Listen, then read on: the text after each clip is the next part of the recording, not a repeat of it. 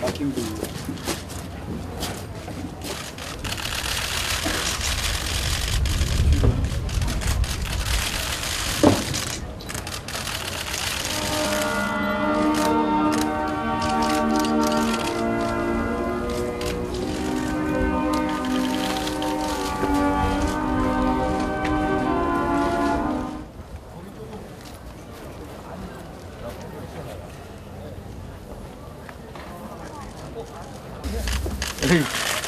경복군한테.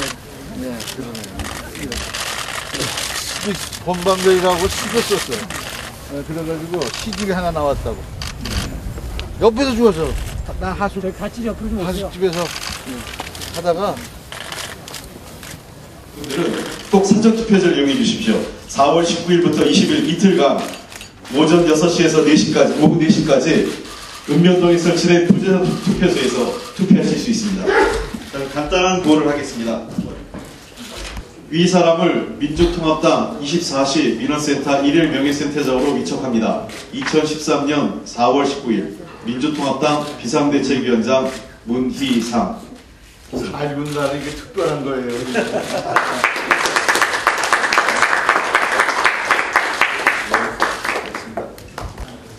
오늘은 제53주년 4.19 혁명 기념일입니다.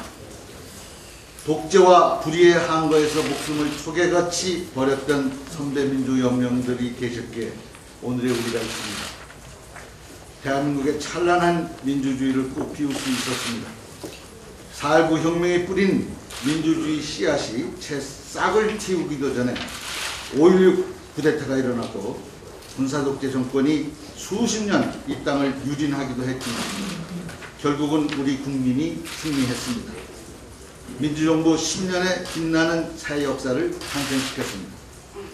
그러나 지난 5년 민주주의는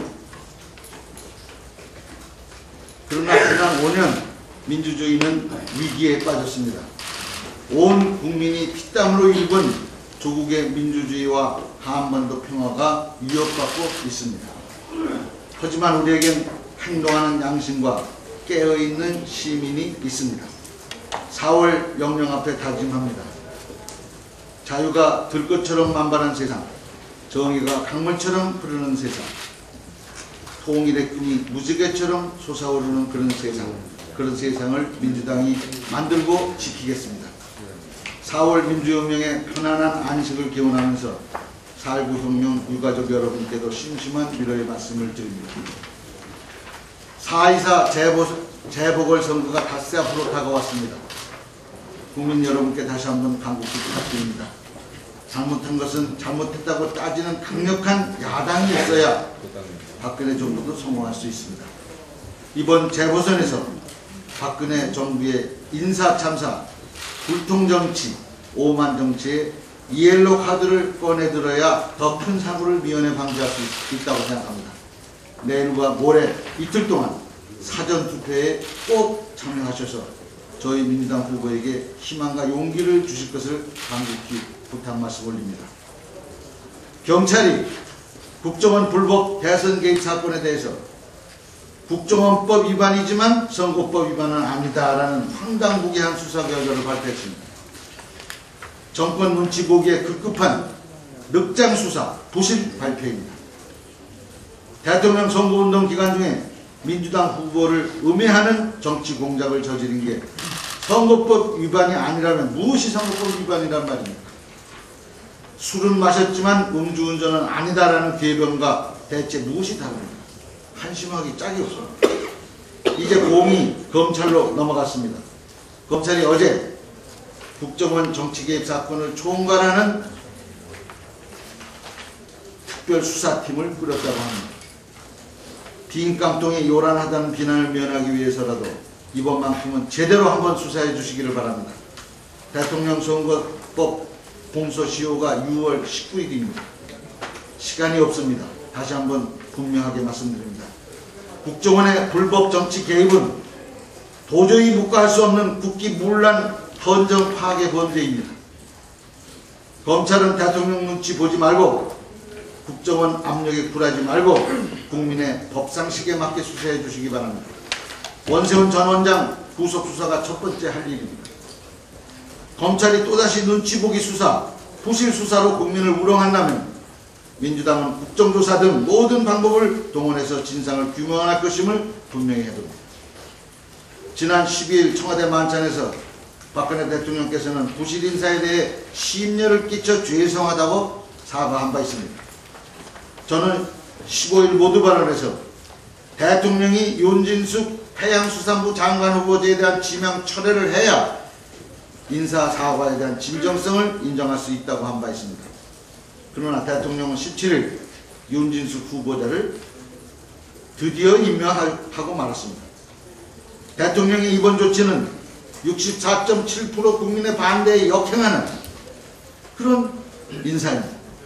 임명 강행으로 부실 인사 사과의 진정성은 이미 깨졌습니다. 과연 대통령의 임명 강행이 야당의 협조를 걷어찰 만큼 현명한 결정이었는지 앞으로 두고 보면 알 것입니다. 기어이 홍준표 지사의 무리한 진주의료원 폐업 강행이 어르신 2분을 죽음으로 내몰았습니다. 돈이 없어서 다른 병원이 아닌 공공의료원에 있었던 분들이었습니다. 현재 진주의료원에는 고인이 되신 어르신들과 비슷한 처지 환자가 20명이나 더 있다고 합니다. 이분들은 다른 병원으로 옮길 처지가 안 되는 분들입니다. 공공의료원은 바로 이런 분들을 위해서 필요한 것입니다. 박근혜 대통령은 도민의 판단에 따르겠다는 애매한 태도를 이제 그만두시기 바랍니다. 이제라도 공공의료원 확대라는 대선 공약 실천을 위해서 진주의료원 정상화에 보다 적극적으로 나서 주실 것을 촉구합니다. 이상입니다. 네, 다음은 서른 비대위원장의 발언이 있겠습니다. 박근혜 대통령이 취임한 지 2달이 채 안 됐는데 경제민주화 공약을 뒤집고 있습니다. 이건 바로 속았다라는 얘기를 할 수밖에 없습니다. 맥킨지 보고서에서도 얘기가 되고 있습니다. 북핵보다도 한국 경제가 성장을 멈추고 있는 현실이 더 문제다, 이런 지적이 있었던 걸로 알고 있습니다. 우리 경제는 양극화 해소 없이 앞으로 한국 경제가 앞으로 나가기 힘들 거라고 생각합니다. 양극화 해소는 경제 민주화 없이 또 불가능하다고 생각합니다. 그런데도 불구하고 박근혜 대통령은 우리 경제가 어디로 가야 할지에 대해서 정확한 방향을 모르고 있는 것 같습니다. 대통령 선거 때 그렇게 국민에게 경제 민주화 하겠다고 하더니 대통령 되고 말자 또 재벌들의 입김에 어쩌지를 못해가지고 국회 입법권까지도 간섭하려고 들고 있습니다. 이렇게 해서는 대한민국 경제도 안 될 뿐더러 박근혜 대통령이 그렇게 자랑하던 국민과의 신뢰, 약속 지키기 등등이 다 날아가게 됩니다. 박근혜 대통령은 한국 경제를 살릴 수 있는 길이 뭔지 다시 한번 심사숙고해야 합니다. 경제 민주화가 그냥 표를 얻기 위한 수단이 아닙니다. 우리 경제가 살아남기 위한 다시 힘찬 가동을 할 수 있는 수단이라는 사실을 깨달아야 합니다. 국민과의 약속을 지키는 대통령이 되기를 바랍니다. 이상입니다.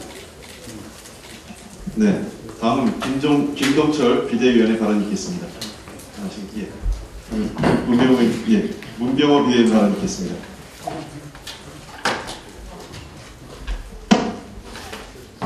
예, 문병호 의원입니다. 경찰이 어제 국정원 선거기 의혹에 대해서 수사 결과를 발표했습니다. 저는 먼저 일선에서 수사한 경찰팀의 수사팀에 대해서 고생했다는 말씀 드리고 싶습니다. 그러나 예상했던 대로 수사 결과가 너무나 부끄럽습니다. 전형적인 부실수사, 깡통수사입니다. 경찰은 정권 눈치 보기에만 급급해서 시간만 끌다가 손바닥으로 하늘을 가리는 수사 결과를 발표했습니다. 과연 이러고도 경찰이 수사권 독립을 주장할 수 있겠습니까? 명분이 없고 여치가 없는 주장이라고 저는 평가하고 싶습니다. 이번 국정원 댓글녀 사건은 국정원 스스로가 공식적으로 불법 정치 개입, 불법 대선 개입을 했다는 것을 인정했고 그것이 명백히 밝혀진 것입니다. 국정원 댓글녀 스스로가 자신의 공식 직무로서 댓글을 달았다고 인정을 했습니다. 그리고 국정원에서도 공식 논평으로 그것이 공정한 적법한 직무 집행이었다고 발표를 했습니다. 그러나 경찰 수사 결과 이 부분이 명백하게 국정원법 위반 또 선거법 위반이 드러난 것입니다. 그렇다면 경찰은 하급 국정원 요원만 수사할 것이 아니고 당연히 그 지시라인을 수사했어야 됩니다. 담당 국장 또 나아가서 원세훈 원장까지도 수사를 했어야 마땅했습니다. 그러나 국장조차도 수사를 하지 못했습니다. 그리고 국정원에 대해서는 아무런 강제 수사도 하지 않고 그야말로 거치대식의 형식적인 수사 결과를 발표를 했습니다. 대단히 부실한 수사고 경찰은 대우 각성해야 한다고 생각합니다. 특히 김용판 전 서울경찰청장에 대해서는 엄정한 사법 처리가 반드시 필요하다 생각합니다. 왜냐하면 김용판 경찰청장은 당시에 대선 이틀 전에 밤 11시에 기습적으로 국정원 요원이 아무런 불법행위 하지 않았다고 발표를 했습니다. 이것은 그야말로 경찰의 명예를 대단히 실추시키는 경찰의 존재, 존립의 근본을 흔드는 그러한 명백한 경찰 자폭 발표였다고 생각합니다. 이 점에 대해서 이번 검찰에서는 김용판의 직권 남용 부분에 대해서 명확한 수사가 이루어진다라고 말씀드리고 싶습니다. 그리고 안전행정위 차원에서 경찰청장을 상대로 엄정한 청문회가 요구된다고 볼 것입니다. 박 대통령은 윤진수 해수부 장관을 결국 임명을 했습니다. 그동안 야당과의 대화를 통해서 소통을 할 것이라는 기대를 했는데 역시 혹시나 하던 기대는 역시나로 돌아갔습니다. 박근혜 대통령의 소통 행보는 가짜 소통이었고 생색내기 소통이었다는 것이 드러났습니다. 대단히 실망스럽습니다. 박근혜 정부 1기 내각이 52일 만에 완료가 됐습니다. 참여정부 5년 동안 낭만 인사가 7명인데 박근혜 정부는 1기부터 벌써 장차관으로 7명이 낙마를 했습니다. 박 대통령은 국민을 걱정시킨 부실 인사에 대해서 진심으로 사과를 해야 할 것입니다. 특히 이번 내각의 면면을 보면은 한마디로 의혹 내각, 무능 내각, 예스맨 내각, 국민 걱정 내각입니다. 인사가 만사라고 있는데 이런 사람들을 내각으로 해서 박 대통령이 국정을 제대로 수행할지 대단히 걱정스럽습니다. 내각이 부실하면 여당이라도 더 큰 역할을 해야 할 것입니다. 이런 점에서 박근혜 정부의 성공을 위해서 새누리당과의 당정회의를 많이 하실 것을 조언하고 싶습니다. 그리고 앞으로도 박 대통령께서 인사를 하실 때 대통령 수첩만 보지 마시고 청와대 참모 수첩도 보고 여당 수첩도 보고 야당 수첩도 보시고 궁극적으로는 국민의 수첩을 정확하게 보시기를 부탁드리겠습니다. 마지막으로 진주의원 사태에 대해서 말씀드리겠습니다. 진주의원 사태가 장기화되고 있습니다. 불행 중 다행으로 어제 경남 도의회에서 진주의료원 해산 조례안이 2개월간 보류됐습니다. 2달 동안 대화 시간을 번 것은 다행입니다. 당연히 홍준표 지사는 즉각 진주 의료원과 경남 도민과 관계자들과 대화를 해야 됩니다. 대화 타협으로 문제를 풀어야 됩니다. 그리고 호텔 비서실장의 발언도 적절치 않았습니다. 진주의료원의 청와대 개입은 적절치 않다라는 발언을 했는데 대단히 적절치 않는 발언이었습니다. 진주의료원 문제, 또 공공의료 확충 문제가 왜 청와대가 해야 할 일이 아닙니까? 이것이야말로 박근혜 대통령과 청와대가 해야 할 가장 중요한 일이라고 생각합니다. 다시 한번 박근혜 대통령과 정부가 나서서 진주의료원 사태를 해결할 것을 촉구합니다. 우리 민주당은 모든 수단과 방법을 다 동원해서 서민 환자의 생존권과 공공의료를 지켜낼 것입니다. 감사합니다. 네. 다음은 박홍근 비대위원 발언 있겠습니다. 예, 시간이 없어서 짧게만 말씀드리겠습니다. 국정원 대선 개입 관련해서는 우선 이게 4.19 혁명의 계기가 되었던 3.15 부정선거와 맞먹는 것이라고 생각합니다. 몸통이 밝혀졌다면 정권이 휘청거릴 엄청난 사건입니다. 이제 검찰은 경찰이 마지못해 찾아낸 꼬리가 아닌 몸통을 밝혀내야 합니다. 공작의 실태를 낱낱이 파헤쳐 신뢰받는 국민의 검찰로 거듭나야 합니다.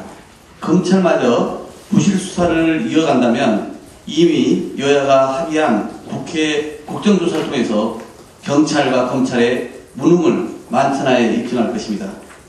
그러기 위해서는 박근혜 대통령이 국정원 국기문란 엄단 의지를 강력하게 밝혀줘야 합니다. 대통령이 침묵한다면 검찰도 경찰 꼴 날 수밖에 없습니다. 이 사건의 최대 수혜자인 박 대통령이 엄단 의지를 밝혀줘야 검찰이 눈치 보지 않고 마음껏 수사할 수 있습니다. 그 하루 연장된 한미 원자력 협정 개정 협상에 대해 한 말씀 드립니다. 주요 쟁점이 사용 후 해결료 재처리 권리 확보 문제입니다. 이 재처리 권리 확보는 원전 마피아들의 밥그릇을 국익으로 포장한 사기극에 불과합니다. 우리 정부는 이 재처리 방식으로 파이로 프로세싱을 요구하고 있습니다. 그런데 이 파이로 프로세싱이 무엇인지 알기만 하면 이런 주장하기가 힘들 겁니다. 원자력 안전과 가장 거리가 먼 게 파이로 프로세싱입니다. 이걸 하려면 고속로가 있어야 합니다. 고속로는 이미 실패한 기술입니다. 그래서 성공 여부도 불확실하고 시간이 얼마나 걸릴지도 모르고 엄청난 예산이 들어가는 이 파이로 프로세싱은 결코 바람직하지 않습니다. 박 대통령께 그래서 촉구드립니다. 이 한미 원자력 개정 협상의 의지와 방향을 재설정하고 이번 한미 정상회담 주요 의제에서 제시켜야 합니다. 일단 협정 개정을 1년 연장하고 그동안 국민적 동의를 얻는 공론화 과정을 밟으십시오.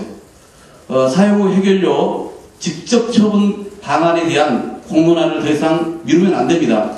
공론화를 바로 시작해 주십시오. 이상입니다.